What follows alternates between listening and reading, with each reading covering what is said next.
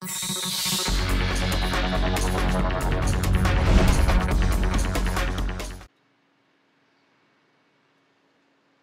ahli sindiket pengedaran dadah ketamin termasuk sepasang kekasih ditahan di stor barang lusuh di Kepong Jumaat lalu.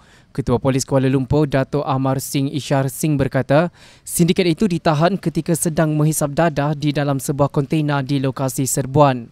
Katanya ketika serbuan, pihaknya merampas 101 kg dadah jenis ketamin bernilai 7.07 juta ringgit yang disimpan di 4 tempat berasingan di sekitar lokasi serbuan termasuk beg bagasi. Di dalam stor tersebut, pihak polis kita telah menangkap semuanya 8 orang, iaitu 5 lelaki Cina, 1 lelaki India, 1 lelaki Melayu dan 1 perempuan India. Maksudnya semua sekali 8. Anggaran ialah daripada umur 30 hingga 54 tahun.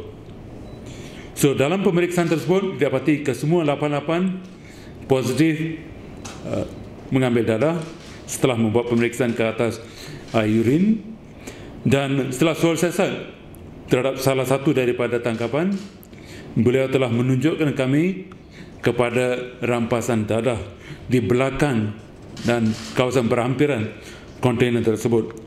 Kami telah merampas ataupun berjumpa dengan 3 buah beg bagasi, baggage bag yang ditutup dengan kain dengan plastik.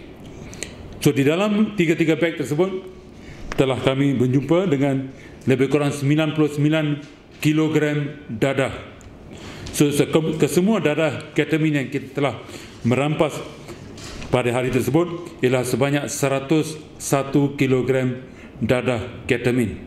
1 kg ketamin berharga lebih kurang RM70,000 dan kesemua 101 kg dadah harganya ialah 7.07 juta ringgit. Polis berjaya menahan dalang utama sindiket itu bersama teman wanitanya yang berusia 38 tahun. Lelaki itu adalah ahli kumpulan kongsi gelap 36, manakala polis sedang menyiasat pembabitan dalam kumpulan kongsi gelap.